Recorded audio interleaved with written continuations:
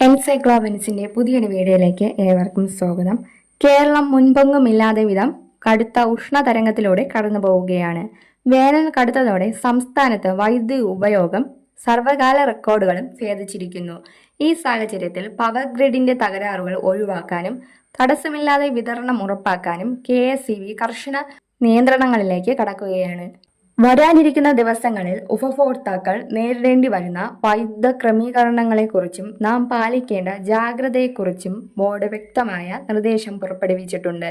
ഇതിന്റെ വിശദമായ വിവരങ്ങളിലേക്ക് കടക്കുന്നതിന് മുമ്പായി ചാനൽ ആദ്യമായാണ് കാണുന്നതെങ്കിൽ എല്ലാവരും ഒന്ന് സബ്സ്ക്രൈബ് ചെയ്യുക.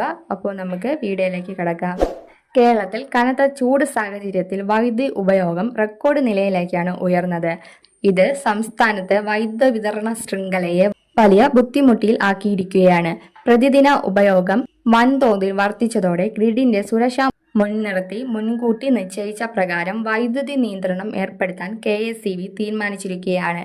നിയന്ത്രണമില്ലാതെ മുന്നോട്ട് പോകാനാകില്ലെന്ന നിലപാടിലാണ് വൈദ്യുതി ബോർഡ്.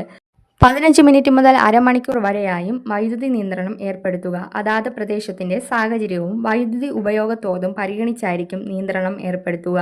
പീക്ക് ലോഡ് മാനേജ്മെന്റ് എന്ന സംവിധാനത്തിലൂടെയാണ് ഈ നിയന്ത്രണങ്ങൾ നടപ്പിലാക്കുക.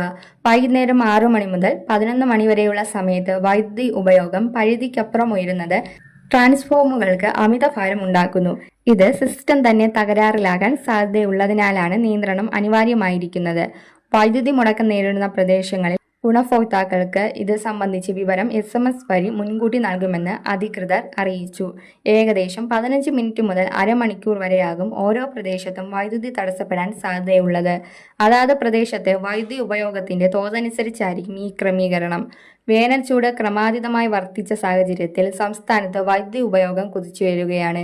ഈ താൽക്കാലിക പ്രതിസന്ധി തരണം ചെയ്യാൻ വൈകുന്നേരം 6 മുതൽ രാത്രി 11 വരെയുള്ള പീക്ക് സമയങ്ങളിൽ ഉയർന്ന വൈദ്യുതി ആവശ്യമുള്ള ഉപകരണങ്ങളുടെ ഉപയോഗം പരമാവധി കുറയ്ക്കണമെന്ന് KSEB അഭ്യർത്ഥിച്ചു. പമ്പ് സെറ്റുകൾ, induction stove, water heater, washing machine, ഇസ്തിരിപ്പെട്ടി തുടങ്ങിയവ ഈ സമയത്ത് പ്രവർത്തിപ്പിക്കുന്നത് ഒഴിവാക്കുന്നത് വൈദ്യുതി തടസ്സം കുറയ്ക്കാൻ സഹായിക്കും. എയർ കണ്ടീഷണറുകളുടെ ഉപയോഗത്തിൽ പ്രത്യേക ശ്രദ്ധ പുലർത്തേണ്ടതുണ്ട്. AC-യുടെ താപനില 24°C മുതൽ 26°C വരെ ക്രമീകരിക്കുന്നത് ഊർജ്ജ ലാഭത്തിന് വലിയ പങ്ക് വഹിക്കും. കൂടാതെ ഇലക്ട്രിക് വാഹനങ്ങൾ ചാർജ് ചെയ്യുന്നത് പീക്ക് സമയത്തിനു ശേഷമുള്ള രാത്രികാലങ്ങളിലേക്ക് മാറ്റുന്നതും ഗ്രിഡിന്റെ ഭാരം കുറയ്ക്കാൻ ഉപകരിക്കും. അനാവശ്യമായി പ്രവർത്തിക്കുന്ന ലൈറ്റുകളും ഫാനുകളും ഓഫ് ചെയ്യേണ്ടത് ഓരോ വ്യക്തിയുടെയും കടമയാണ്. ഉപയോഗമില്ലാത്ത മുറികളിലെ വൈദ്യുതി ഉപകരണങ്ങൾ സ്വിച്ച് ഓഫ് ചെയ്യുന്നതിലൂടെ ചെറിയ തോതിലുള്ള ഊർജ്ജ സംരക്ഷണം ഉറപ്പാക്കാം. ജനങ്ങളുടെ ഭാഗത്തു നിന്നുള്ള ഇത്തരം സഹകരണങ്ങൾ വഴി വലിയ തോതിലുള്ള ലോഡ് ഷെഡിംഗ് ഒഴിവാക്കാനാകും. മെയ് 6 ഏറ്റവും പുതിയ വാർത്തകൾ പ്രകാരം സംസ്ഥാനത്ത് മിക്കയിടങ്ങളിലും മഴ ലഭിക്കുന്നുണ്ട്. ഇത് വൈദ്യുതി ഉപയോഗം കുറയ്ക്കാനും പ്രതിസന്ധിക്ക് ആശ്വാസം നൽകാനും സഹായിക്കും.